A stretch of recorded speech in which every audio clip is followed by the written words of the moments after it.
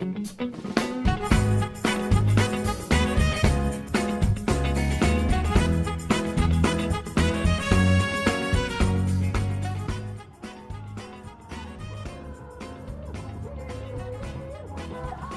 rangka memperingati Hari Ulang Tahun Korps Pegawai Republik Indonesia atau Korpri ke-50 tahun 2021, Dewan Pengurus Korpri Kota Pekalongan menggelar berbagai kegiatan dengan tetap menerapkan protokol kesehatan COVID-19.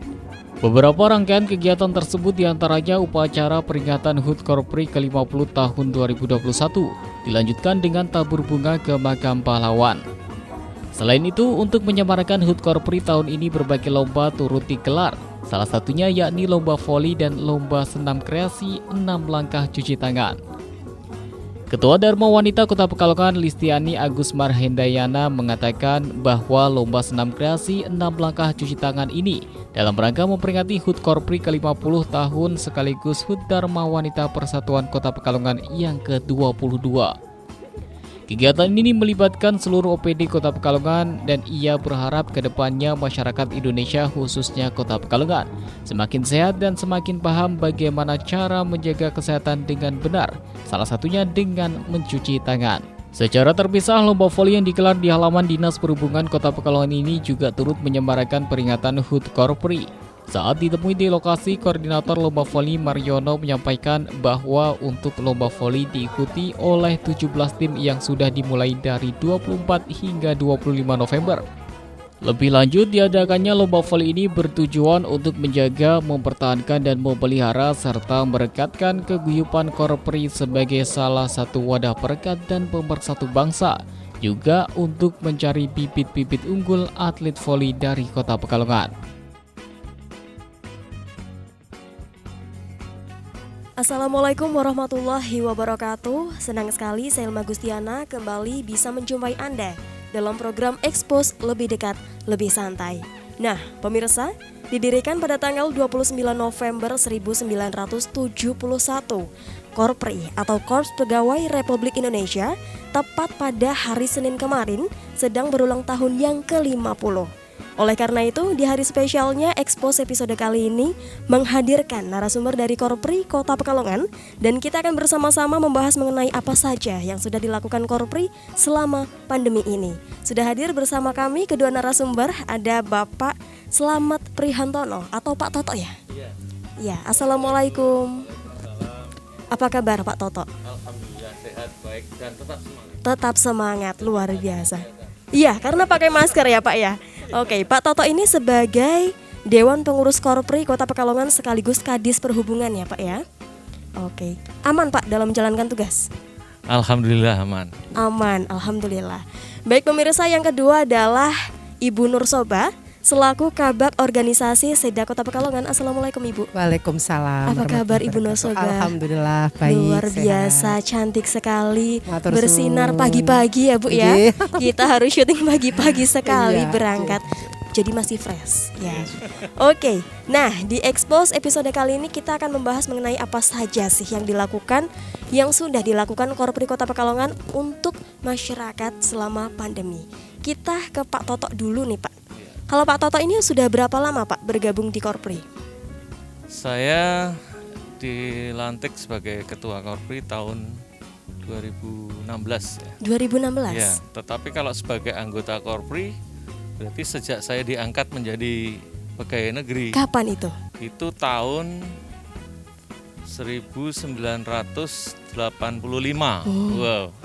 Sudah lama sekali. Udah 30 lebih ya. Iya, 30 lebih. Iya. Dari 85. Iya. Oke, berarti sudah cukup lama ya Pak ya Lama sekali ya.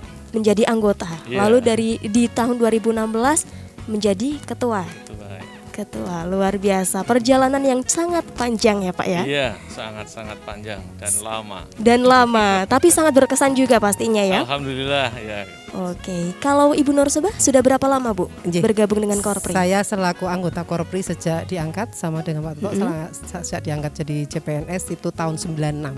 96. Ji. Duluan Pak Toto Iya, ya berarti ya. Iya. Senior. Lebih senior. Tapi awet muda loh pemirsa. Luar biasa. Alhamdulillah. Alhamdulillah. Dari tahun 96 Iya. sampai sekarang masih Sampai menjadi sekarang, anggota. 25 tahun. Ada rencana pengen menjadi ketua juga seperti Pak Toto, Bu?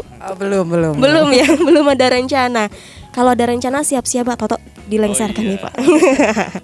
Baik, mungkin banyak dari masyarakat ataupun pemirsa di rumah yang belum mengerti Korpri itu sebenarnya apa sih? Boleh dijelaskan Pak Toto? Ya, Korpri itu adalah organisasi sebagai wadah ya, dari para ASN atau pegawai negeri di luar kedinasan.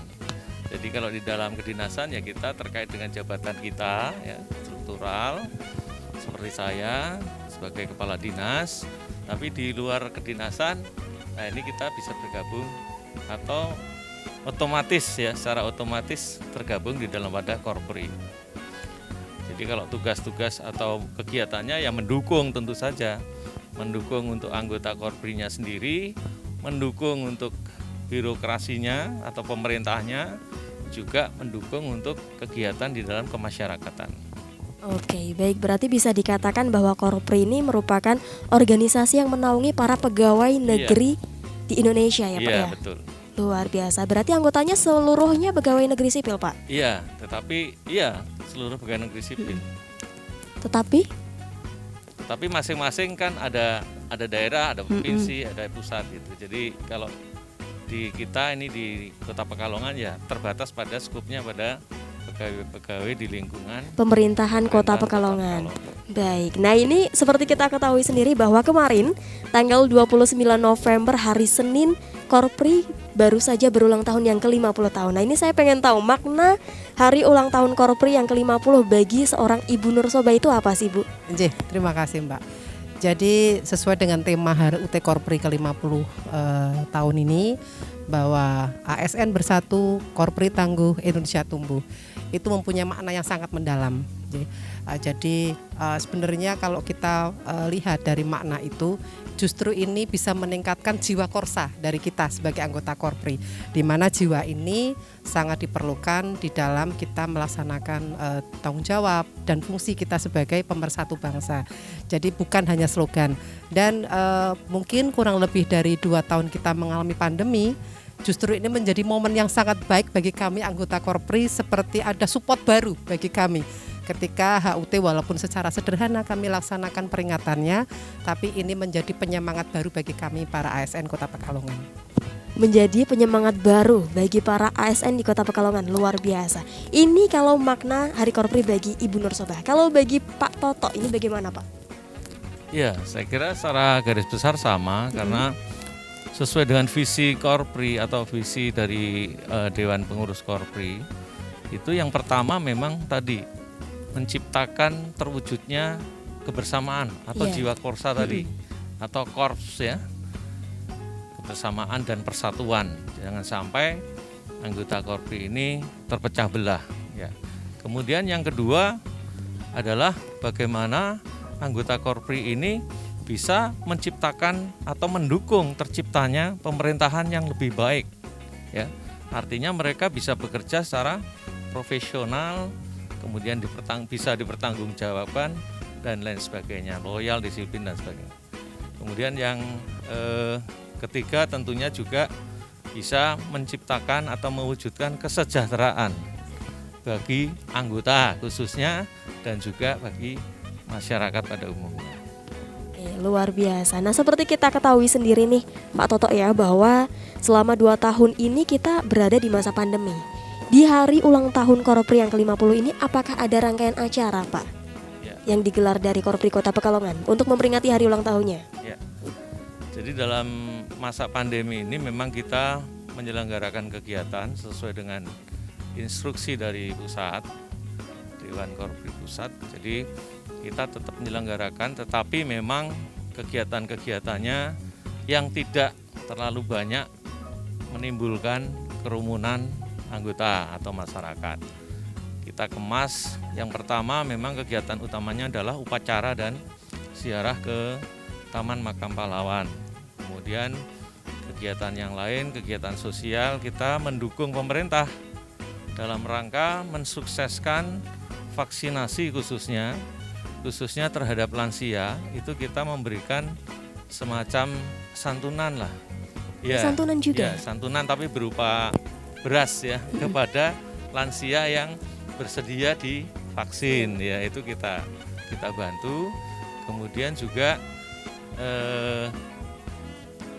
kegiatan-kegiatan yang lain berupa kegiatan untuk kebersamaan, olahraga, kemudian ada senam, kemudian yang terkait dengan lomba-lomba pengucapan Sabta Panca Prastya ini juga kita lakukan. Memang olahraga pun kita pilih yang tidak bersentuhan secara langsung ya, seperti tenis meja, kemudian tenis lapangan, kemudian bulu tangkis, itu yang tidak bersentuhan secara langsung. Baik, Dan berarti juga tidak terlalu banyak penontonnya atau kerumunannya. Menghindari kerumunan juga ya Pak ya. Kegiatan-kegiatan yang tahun lalu mungkin ada jalan sehat, sepeda sehat, sementara kita tinggalkan dulu. Oke, berarti cukup banyak sekali rangkaian acara yang digelar ya Pak ya. Untuk hari ulang tahun Korpri di ulang tahunnya yang ke-50 ini. Dan banyaknya rangkaian acara ini dimulainya tanggal berapa Pak berarti? Mulai dari tadi ada upacara, lomba-lomba. 24 kita mulai, kemudian 27 semua selesai. Di samping yang di Kota Pekalongan, kita juga mengirimkan tim ke tingkat provinsi. Alhamdulillah ada satu cabang olahraga yang kita peroleh emasnya itu. Wow. Cabang bulu tangkis. Bulu tangkis. Iya, kita luar memperoleh emas biasa. di tingkat provinsi. Alhamdulillah ya. Alhamdulillah. Itu dalam lomba Korpri Pak? Iya, lomba Korpri tingkat provinsi. Tingkat provinsi. Kapan itu Pak? Tanggal bareng itu. Barengan ya. Berarti puncaknya itu hari ulang tahun Korpri, puncaknya di tanggal 29-nya. 29 upacaranya itu ya Pak ya. Oke. Kalau Ibu Nursoba ikut lomba apa Bu berarti? Saya pendukung saja. Pendukung saja. Nggak berminat ikut lomba bulu tangkis atau catur ada nggak Pak? Catur nggak ada ya? Belum ada. Ibu Nursoba? Kenapa? Nggak ikut lomba? Kebetulan di tingkat Seda, di tempat tugas kami sebagai koordinator lomba. Oh, justru koordinator lombanya. Betul, ya. Nah itu tadi banyak sekali pelaksanaan yang banyak sekali rangkaian acara yang digelar untuk memperingati hari ulang tahun Korpri di Kota Pekalongan ini sendiri. Tapi pelaksanaannya bagaimana sih Pak Toto? Mulai dari cara pendaftarannya, atau para anggota ini memang diwajibkan harus mengikuti masing-masing lomba atau tidak? Tidak sih. Jadi kalaupun dipaksakan kan juga susah karena harus ada personilnya yang bisa di bidang itu.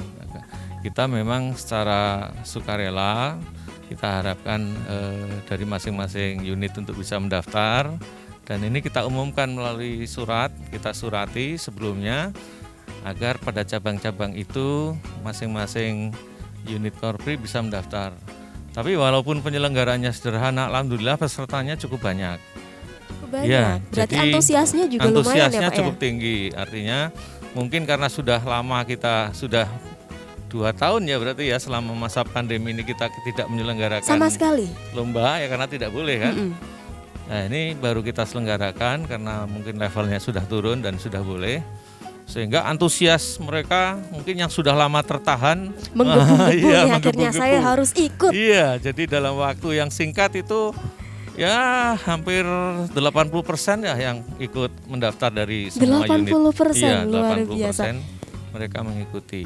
Makanya pelaksanaannya tidak bisa 1 hari, itu 2 hari. Kadang poolnya juga kita bagi. Jadi kalau seperti tenis meja itu kita sediakan 4 meja. 4 meja? Iya, karena saking banyaknya pendaftar jadi 4 meja kita gelar 4 meja 2 hari. Bulu tangkis juga kita 2 lapangan itu, kita sediakan 2 lapangan.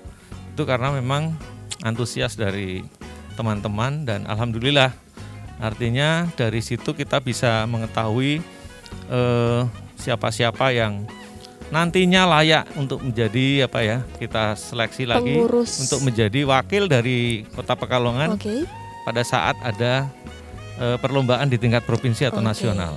Betul, berarti dengan antusias yang cukup tinggi membuat secara tidak langsung ini silaturahmi juga terjalin dengan sangat Iya. baik ya Pak ya. Persatuan kesatuannya juga terjalin di situ. Luar biasa, menjadi ajang silaturahmi Rahat kita, juga. ya. Rahat, betul sekali. Nah ini apa sih yang spesial dari ulang tahun Korpri yang ke-50 ini bagi Kota Pekalongan Pak Toto? Yang spesialnya? Yang spesialnya.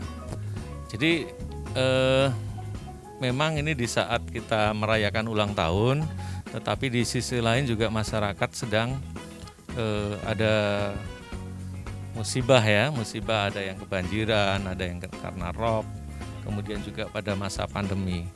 Jadi ini kita jadikan sebagai kebersamaan kita atau rasa rasa ikut untuk bisa membantu warga yang mengalami kebanjiran atau kena pandemi ini, dan kita ikut berpartisipasi di dalamnya. Jadi selama setahun yang lalu pada masa pandemi, kita dari Korpri juga sudah mengumpulkan dana untuk peduli pandemi COVID ini. Jadi dari Korpri ada namanya dana Korpri Peduli ya. Korpri Peduli itu kita kumpulkan tahun lalu dan juga tahun ini. Dana yang terkumpul itu semuanya kita serahkan kepada hampir seluruhnya kepada semua warga. Oke. Khususnya yang terdampak, baik itu UKM, kemudian tukang becak, kemudian juga para pedagang-pedagang yang di sekolah. Karena sekolahnya itu tidak masuk sehingga mereka tidak bisa berdagang atau berjualan, itu juga kita bantu. Kemudian juga warga-warga yang memang membutuhkan karena kekhususan, mungkin karena musibah rumahnya roboh, tapi karena mereka tidak mampu sehingga kita juga ikut masuk di dalamnya. Baik Pak Toto, berarti itu merupakan salah satu bentuk kegiatan yang dilakukan Korpri selama pandemi. Kepedulian Korpri. Baik, tapi kita akan melanjutkan obrolan berikut. Jangan kemana-mana pemirsa, tetap di Expose Lebih Dekat Lebih Santai.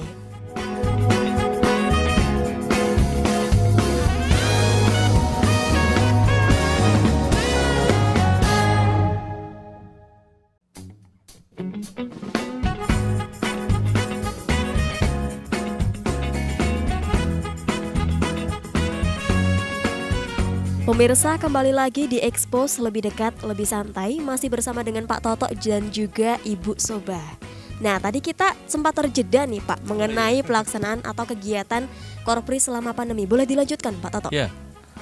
Jadi selama masa pandemi atau PPKM ini kita banyak membantu warga dengan dana yang kita kumpulkan, baik itu ketika karena kondisi banjir rob ya, kemudian juga pada saat PPKM. Kalau pada saat PPKM tadi kita juga membantu dalam bentuk sembako kepada masyarakat yang terdampak secara langsung. Misalnya UKM yang tadinya jualannya mungkin bisa full sampai malam, karena dibatasi jualannya hanya 2 jam atau 3 jam, mereka akhirnya terdampak. Demikian pun masyarakatnya, karena mereka tidak boleh keluar pada saat itu sampai dengan malam atau mungkin dibatasi juga, bahkan sempat diliburkan waktu itu. Ini juga kita membantu warga diantaranya. Jadi termasuk warga-warga yang terdampak PPKM atau terdampak pandemi ini, kita sisir untuk menerima bantuan dari Korpri Peduli. Juga terhadap tukang becak itu juga kita kucurkan bantuan. Kemudian para pengemudi angkutan kota ini juga terkena dampak mereka karena angkutannya menjadi sepi kan. Jadi kita juga bantu mereka. Dan mungkin orang-orang yang tidak mampu yang kita temui di jalan-jalan gitu ya, karena mereka kesulitan untuk kehidupan sehari-hari, ini juga kita bantu mereka. Berarti Korpri ini sangat peduli ya dengan keadaan masyarakat sekitarnya ya, seperti itu. Memang harus seperti itu. Luar biasa, tidak hanya dalam pelayanan secara pemerintahan saja. Alhamdulillah kalau Korpri atau pegawai ini kan kita tidak gajinya kita terima terus ya, artinya tidak mengalami pasang surut seperti mereka-mereka itu, masyarakat yang lain yang mungkin menggeluti bidang usaha. Kalau kita kan gaji tetap, sehingga kita memang kita bareng-bareng, yuk kita bareng-bareng, kita sisihkan dana kita sebagian untuk membantu masyarakat yang sedang kesusahan. Oke, berarti itu merupakan buah pikir sendiri dari para anggotanya? Ya, dari sukarela mereka untuk membantu masyarakat. Dan seluruh dana yang dikumpulkan benar-benar dari para anggota korpri itu sendiri? Iya. Itu alur penyampaian dari dana yang terkumpul bagaimana Pak Toto? Mulai tadi diberikan kepada supir angkot, tukang beca ataupun yang lainnya itu Iya, bagaimana? memang kita pada saat akan menyalurkan kita koordinasi antar instansi, termasuk kita libatkan waktu itu Bu Nur Subah waktu itu sebagai camat. Oh, nah, sebagai itu kita camat. libatkan itu. Oke. Jadi beliau-beliau inilah yang mampu untuk mendeteksi atau mendata siapa-siapa kira-kira yang terdampak langsung dan berhak untuk menerima itu. Jadi kita sisihkan dana itu untuk sesuai dengan data yang sudah kita kumpulkan baik dari kecamatan, kemudian dinas sosial dan instansi lain. Baik, berarti tetap bersinergi dengan beberapa pihak untuk menentukan ini cocok tidak sih menerima bantuan seperti itu ya Ibu Nur Sobah. Mau menambahkan Ibu? Silahkan. Mungkin pengalaman. Sebenarnya kami terima kasih Pak Toto. Kami bangga menjadi anggota korpri karena kami sudah berkontribusi juga kepada masyarakat karena kami adalah bagian dari masyarakat juga. Jadi penyalurannya kami berkoordinasi dengan tadi yang disampaikan oleh Pak Toto, instansi terkait di sini sebagai penyaluran bantuan. Kalau di kami mungkin lebih ke mana yang belum mendapat seperti itu. Jadi kami yang di wilayah memfilter. Jadi beliau mereka masyarakat yang belum mendapatkan itu yang kami usulkan untuk mendapatkan dari korpri. Agar lebih merata ya Bu. Betul. Harapannya seperti itu. Nah ini pandemi ini kan sangat berdampak ke banyak sektor lah, terkhusus korpri. Apa saja sih bentuk tantangan dan juga dinamika yang muncul selama hampir 2 tahun ini dilanda pandemi Ibu Nur Sobah? Sebenarnya kalau bicara tantangan, mungkin di era seperti ini ASN tantangannya lebih kompleks yang mungkin kita sebut sebagai triple disruption. Itu yang pertama adanya millennial disruption ya, bahwa adanya pergeseran dari Gen X ke milenial, di mana nanti yang harus kita antisipasi adanya perubahan perilaku mungkin yang ekstrim ya karena adanya perubahan tadi. Bahkan ada data yang mengatakan bahwa di tahun 2030 itu angka milenial itu akan mencapai 70% dari total populasi. Nah ini yang harus kita sebagai anggota korpri juga kita harus mempunyai strategi untuk menyikapinya. Ya? Betul, Kemudian tantangan yang kedua berkaitan dengan digital disruption. Sekarang tren mode transportasi online, kemudian kita sudah ada namanya fitur tarik tunai di mana saja, kemudian transaksi jual beli yang tidak mengenal ruang dan waktu. Ini merupakan suatu era yang harus kita hadapi juga, sehingga dibutuhkan adanya transformasi digital dari kita sebagai ASN, sebagai anggota korpri di dalam penyelenggaraan pelayanan publik. Dan yang ketiga adalah tadi pandemi COVID itu sendiri. Kami di era pandemi ini tidak mengenal yang namanya berhenti untuk berkarya. Kami tidak berhenti untuk melayani masyarakat. Jadi apapun situasinya kami dituntut untuk bisa lebih berkontribusi, untuk bisa lebih menciptakan terobosan-terobosan, ide-ide agar pelayanan kepada masyarakat itu tetap bisa kita laksanakan. Baik, sesuai dengan yang disampaikan Ibu Nur Sobah bahwa kita ini dari korpri ya mengalami triple disruption, ini bagaimana sih inovasi yang dilakukan untuk menghadapi itu sendiri, Ibu Nur Sobah? Kalau inovasi mungkin kita bicara di lingkup Pekalongan dengan adanya sekarang tadi yang saya katakan berbagai perubahan perkembangan yang harus dialami oleh teman-teman ASN terutama. Ini tentunya untuk Kota Pekalongan sendiri, pemerintah Kota Pekalongan sudah melaksanakan beberapa inovasi untuk mempermudah dalam penyelenggaraan pelayanan publik. Seperti apa inovasinya? Mungkin kalau bisa kami contohkan seperti yang sudah kita sampaikan diusulkan kita ke Kementerian PAN dan sudah mendapatkan apresiasi dari pemerintah pusat, itu di bidang perizinan kita punya yang namanya Sakpore. Iya, itu bidang perizinan. Apa itu Kemudian, Sakpore, Bu? Sakpore itu sistem aplikasi online yang ringkas dan efektif. Ya, Untuk memudahkan layanan ya di bidang perizinan. Iya. Ya.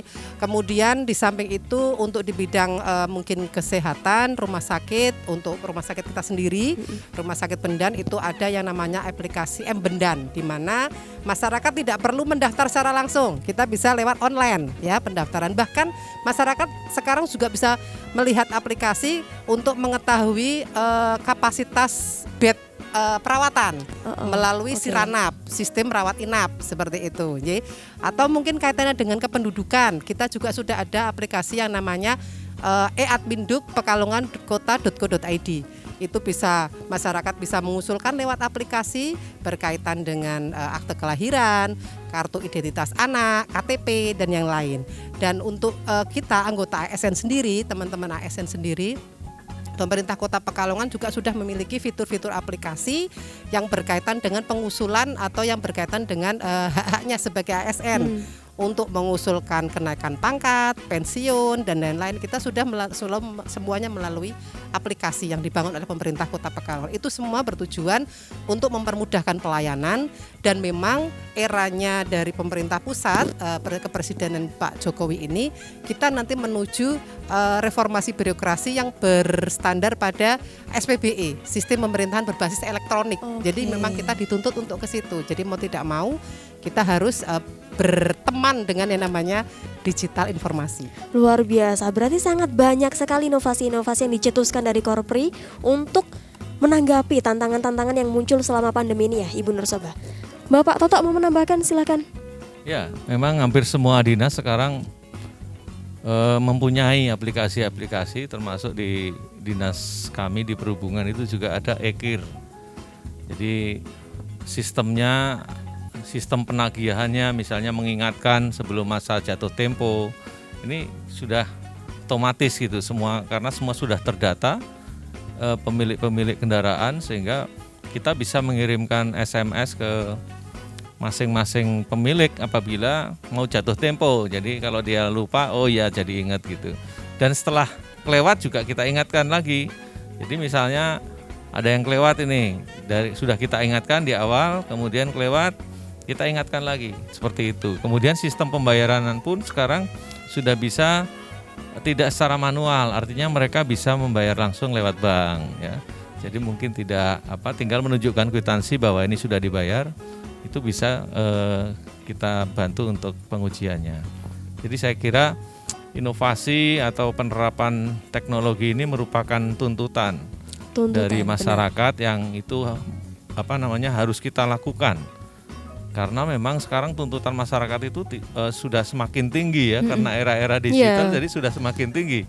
Otomatis kita menyesuaikan. Benar. Bahkan kita mungkin kadang-kadang apa sih ke depan yang harus kita bangun ya, sebelum masyarakat menuntut kita sudah memikirkan jangka panjangnya dulu ya Pak gitu, ya. Sehingga masyarakat ternyata sudah lebih di luar ekspektasinya mungkin ya, atau di atas ekspektasinya. Oke, berarti solutif dengan perkembangan zaman juga, Pak Toto ya. Nah, ini seperti kita ketahui bahwa dengan banyaknya kebijakan dari pemerintah ini, masyarakat cukup terombang-ambing nih Pak. Ini bagaimana dari Korpri menanggapi hal ini?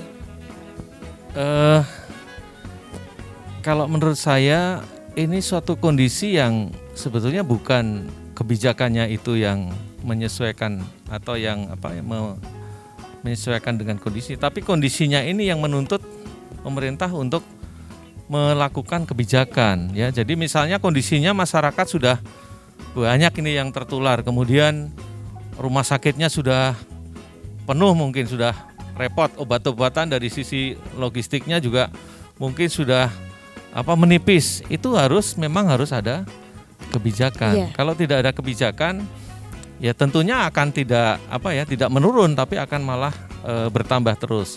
Sehingga sebetulnya bukan mengombang-ambingkan istilahnya, tetapi memang karena tuntutan kondisi, sehingga pemerintah harus membuat suatu kebijakan yang dibuat dalam bentuk level-level tadi, ada level 2, level 3, level 4 dan seterusnya. Ini agar dengan level 4 ini apa sih yang harus pemerintah lakukan?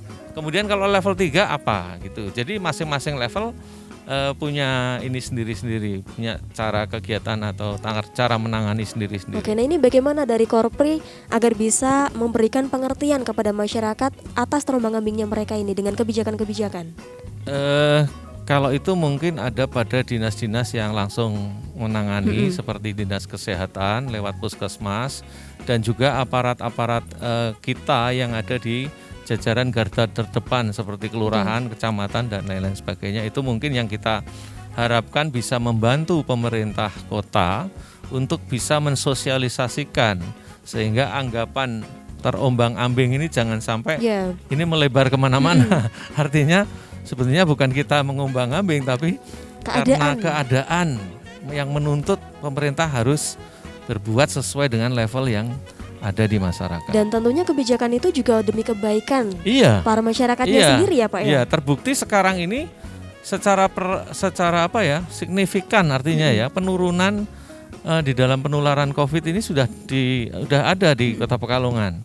Dari beberapa kegiatan operasi yang kita lakukan, ini hampir bisa dikatakan sangat kecil persentase warga Pekalongan yang positif COVID dengan hasil swabnya itu. Kita beberapa kali mengadakan di tempat-tempat ramai itu kebanyakan malah bukan dari Kota Pekalongannya tapi dari kabupaten kota sebelah, malah yang artinya yang bukan dari Kota Pekalongan tapi justru dari kabupaten kota sebelah yang kebetulan lewat terjaring operasi, kemudian kita swab, ternyata tapi itu pun jumlahnya tidak signifikan, artinya jumlahnya kecil juga. Oke, berarti secara tidak langsung memang kebijakan itu sangat berpengaruh. Iya, sangat berpengaruh. Sangat berpengaruh. Baik. Nah, ini seperti kita ketahui bahwa kemunculan pandemi ini membuat Indonesia bahkan dunia mengalami era disrupsi.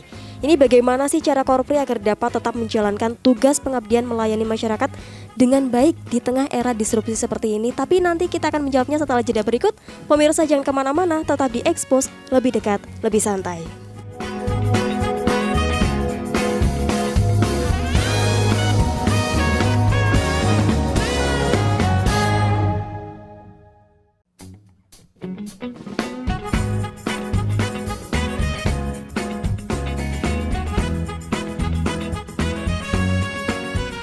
Pemirsa, kembali lagi di Expose, lebih dekat, lebih santai. Nah tadi sesuai dengan pertanyaan saya bahwa seperti yang kita ketahui kemunculan pandemi ini membuat dunia bahkan Kota Pekalongan ini mengalami era disrupsi. Nah ini bagaimana dari Korpri Kota Pekalongan bisa tetap memberikan pelayanan yang baik kepada masyarakat di tengah era disrupsi seperti ini, Ibu Nur Sobah?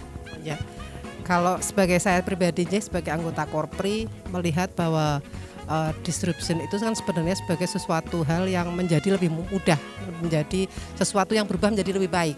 Tapi dampaknya bisa lebih cepat kan seperti itu. Jadi bagaimana kita untuk menyikapi adanya perubahan-perubahan itu. Kalau sebagai ASN secara pribadi saya beranggapan bahwa kita sebagai ASN jangan lagi berpikiran bertugas itu secara birokrasi. Karena kalau kita berpikiran secara birokrasi, kita akan bekerja menunggu ada dukungan gitu. Tapi kalau dengan era yang seperti ini, adanya perubahan yang cepat, apalagi dengan adanya pandemi ini kita harus dituntut adanya sesuatu yang pelayanan lebih cepat kepada masyarakat. Justru kita kalau bisa berpikir secara kolaborasi. Bagaimana kita mengeksplor kekuatan yang ada di diri kita. Jadi bisa berupa kreativitas, ide segala macam agar kita bisa menghadapi tantangan-tantangan ataupun perubahan-perubahan yang terjadi itu dengan enak gitu. Jadi justru malah kita akan lebih berkreasi di situ, bisa memberikan ide-ide cemerlang baik di dalam bentuk pelayanan atau jenis pelayanan atau bahkan bisa kita memberikan ide yang mungkin bisa bagi masyarakat menjadi sesuatu yang lebih mudah seperti itu. Oke, secara tidak langsung memang era disrupsi ini jika dipandang secara positifnya memang banyak ya Bu ya. Ini secara tidak langsung juga mengasah kreativitas para anggota Korpri juga seperti itu ya. Kita sehingga harus berakrab dengan perubahan. Sehingga bisa menuntut untuk menimbulkan inovasi-inovasi yang luar biasa juga. Oke. Pak Toto mau menambahkan, silakan. Saya kira cukup yang disampaikan Bu Nur Subah. Jadi memang tuntutan masyarakat ini kan sekarang semua yang dilayani itu harus cepat ya, mudah, murah kalau bisa. Itu yang diinginkan banyak masyarakat juga, Pak.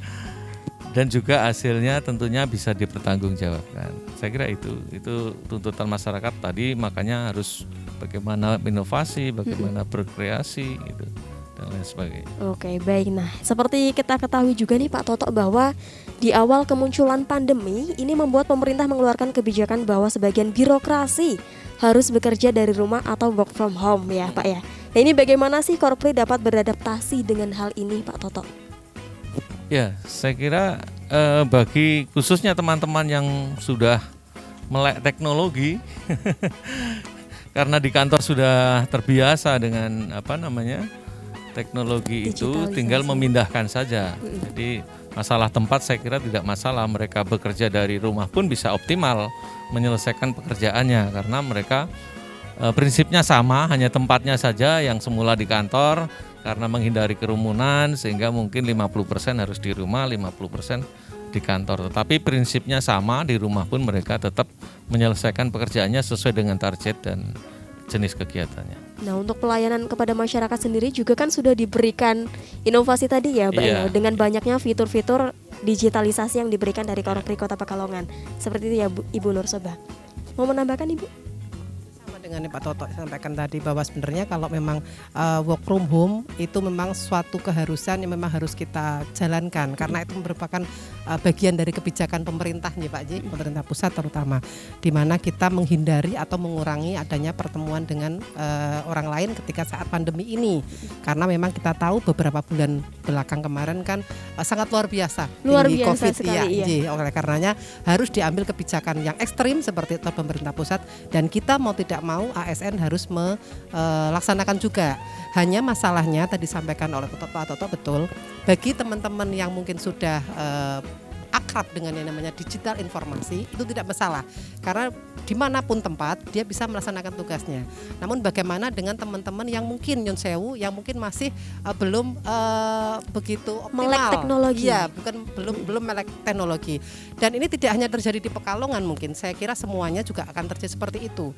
Bahkan yang kita tahu bahwa di pemberitaan Kepala BKN Pusat menyampaikan bahwa ketika terjadi work from home itu terjadi kelebihan ASN 20% di semua kementerian, lembaga pusat. 20%? Betul. Cukup banyak. Bukan kelebihan orang, tapi karena ketika melaksanakan work from home tidak ada yang bisa dilaksanakan gitu. Jadi mereka tidak bisa ngapa-ngapain kecuali layanan yang mungkin terakses dengan tadi aplikasi atau fitur-fitur yang sudah ada. Gitu. Oke, berarti cukup banyak tantangannya juga ya Pak Toto ya. Nah ini dengan banyaknya inovasi yang dikeluarkan dari Korpri, ini apa saja sih fasilitas yang diberikan untuk para anggotanya dari Korpri sendiri Pak Toto? Ya. Jadi Korpri ini memberikan fasilitas kepada anggota karena sesuai dengan visinya kita ini kan juga mensejahterakan anggota. Jadi kita memberikan santunan atau tali asih kepada anggota Korpri yang sakit ya. Kemudian juga kepada anggota Korpri yang meninggal dunia. Kemudian terakhir ini kita juga mulai Oktober kita bantu juga bagi anggota Korpri yang pensiun atau yang purna tugas, ini kita berikan santunan atau tali asih kepada mereka. Kemudian di samping bentuk-bentuk yang seperti itu, ini kita juga membentuk organisasi-organisasi turunan ya, seperti di bidang olahraga kesenian kita membentuk Baporkes. Ini yang menaungi atau mewadahi bagi teman-teman Korpri yang mungkin punya kesukaan atau hobi olahraga atau berkesenian. Ini kita wadahi di dalam Baporkes. Jadi mereka nantinya dibina dengan mungkin memfasilitasi lapangan mungkin ya. Jadi yang dibutuhkan misalnya lapangan tenis ya kita carikan lapangan tenis secara gratis. Kemudian pelatih pun kita siapkan apabila mereka membutuhkan pelatih untuk bermain. Kemudian di samping itu juga kita ada lembaga bantuan hukum atau kalau di kita lembaga komunikasi ya, komunikasi artinya yang menjembatani sebelum mungkin berproses hukum. Jadi lembaga ini juga menerima konsultasi ya bagi anggota Korpri yang mungkin terkena masalah hukum. Nah, ini juga mereka biasanya kan kalau tidak ada yang mendampingi atau tidak ada yang diajak konsultasi, bingung. Ini saya harus berbuat apa? Nah, ini biasanya kalau sudah bingung gitu kerjanya juga nggak fokus. Terganggu ya? Iya, terganggu. Nah, kami tidak mau seperti itu sehingga kita ada lembaga konsultasi bagian hukum. Ini yang kita ambil dari orang-orang yang basicnya memang hukum dan sering beracara khususnya mewakili pemerintah pada saat ada permasalahan-permasalahan yang terkait dengan aturan-aturan. Baik, banyak sekali fasilitas yang diberikan dari Korpri untuk para anggotanya. Tapi apakah semua fasilitas itu sudah bisa tersampaikan dengan baik kepada para anggotanya, Pak? Ya, kalau sosialisasi kita lewat surat sudah. Jadi memang kita sudah menyampaikan ini ke masing-masing unit Korpri. Tetapi dari unit Korpri ke anggotanya ini mungkin belum seluruhnya ya, karena terbukti ketika kita pada saat kita semacam roadshow ke beberapa instansi yang besar, ini ada juga dari anggota ini yang saya kok baru tahu. Nah, baru itu. tahu. Iya, karena mungkin kesibukan masing-masing lah Iya, ini ya. betul. Jadi kesibukan masing-masing atau mungkin di unit itu mungkin jarang ada pertemuan. Jadi hanya hanya yang penting-penting saja, misalnya pada saat kegiatan-kegiatan tertentu mereka kumpul, tapi kebijakan-kebijakan yang keluar berikutnya mungkin ada yang belum tersosialisasikan kepada mereka. Termasuk di akhir-akhir ini kita juga sedang bekerja sama nih dengan pihak ketiga. Kita akan merintis kerjasama untuk membuat perumahan bagi anggota Korpri. Wow, diberi perumahan, fasilitas Jadi, perumahan, ya, luar biasa. perumahan anggota Korpri khususnya bagi mereka yang belum punya ini, yang belum punya dan juga yang baru-baru ini kita jaring. Kemarin sudah kita buat surat untuk peminatan kepada mereka dan ini sudah mulai masuk ya. Mudah-mudahan ini bisa segera terrealisir sehingga anggota Korpri nantinya tidak ada yang istilahnya jadi kontraktor. Kontraktor itu maksudnya kontrak. Oh iya. Oke. Tiap tahun kontrak ganti-ganti kontrak jadi kontraktor. Jadi mereka diharapkan nantinya bisa ikut berpartisipasi atau mengambil dari unit rumah yang kita siapkan, karena rumah ini juga kita upayakan dengan bunga yang rendah, kemudian juga ada subsidi dari pemerintah, ini kita Oke. manfaatkan. Subsidinya juga cukup besar. Nah, ini untuk perumahannya sendiri apakah ada kriteria khusus untuk bisa mendapatkannya atau semua anggota Korpri bisa, Pak? Semua anggota Korpri boleh mendaftar ya. Tetapi nanti Ada ada seleksi? filternya, Oke. ya ada filternya di BTN tentunya. Khususnya karena ini memang bersubsidi, jadi memang mungkin diprioritaskan bagi yang Sangat membutuhkan. penghasilannya itu tertentu Oke. atau pada batasan tertentu. Karena ini perumahan bersubsidi. Ibu Nursobah tertarik dengan perumahan ini? Ya, saya yang jelas saya bangga sekali menjadi anggota Korpri. Sedemikian banyak fasilitas yang diberikan Korpri bagi kami anggota Korpri, dan mungkin saya harapannya mungkin Korpri nanti juga akan bisa lebih berkontribusi tidak hanya kepada masyarakat tapi juga pada anggotanya. Iya. Seperti itu. Oke, berarti tidak hanya melayani memberikan pelayanan yang sangat baik kepada masyarakat dan peduli terhadap masyarakat, tapi juga benar-benar mensejahterakan Internal. para Iya, anggotanya. iya, Luar iya, biasa. harapannya. Tapi dari sekian banyaknya fasilitas yang diberikan oleh Korpri, Ibu Nursobah sudah memanfaatkan yang mana nih, Bu? Kebetulan belum, Pak ya. Loh, belum ya? Sudah saya kalau rumah alhamdulillah kami sudah punya. Jadi fasilitas dari Korpri kami belum satu pun Belum yang saya tertarik. pribadi. Nggih. Memanfaatkan olahraga tadi yang ditawarkan juga. Siap. Oke. Biar fit, Bu. Levelnya udah pembina bukan atlet. Oh iya, betul sekali. Pembinanya malah ya. pembinanya. Oke, luar biasa. Nah, ini saya pengen tahu nih sesuai dengan tema Hari Ulang Tahun Korpri di tahun 2021 ini, Pak Toto, ASN Bersatu, Korpri Tangguh dan Indonesia Maju. Dan tagline untuk Kota Pekalongan sendiri yakni ASN berakhlak melayani sepenuh hati. Apakah ASN di Kota Pekalongan sudah memberikan pelayanan sepenuh hati kepada masyarakatnya, Pak Toto? Ya, kalau ditanya apakah sudah semuanya,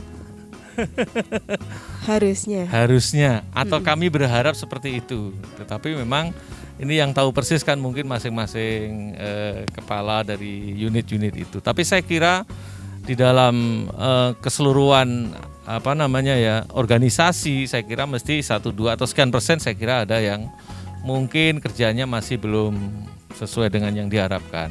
Lah, melalui momentum hari ulang tahun ini, kami berharap agar seluruh anggota Korpri ini benar-benar bisa bekerja secara profesional, karena kita ini diharapkan oleh masyarakat dan juga anggota yang lain untuk benar-benar bisa menunjukkan bahwa kita ini dibayar atau digaji untuk melayani masyarakat, ya.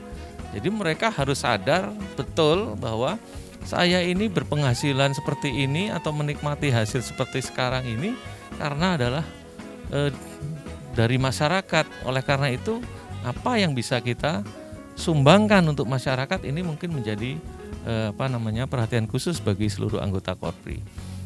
Saya kira itu. Nah, sesuai dengan yang disampaikan Pak Toto juga barusan, bahwa memang Korpri ini secara niatnya memang sudah ingin memberikan yang terbaik kepada masyarakat, tapi tetap saja ada mungkin beberapa oknum yang masih belum bisa memberikan pelayanan yang terbaik untuk masyarakat. Nah, ini bagaimana ketika menemui hal itu?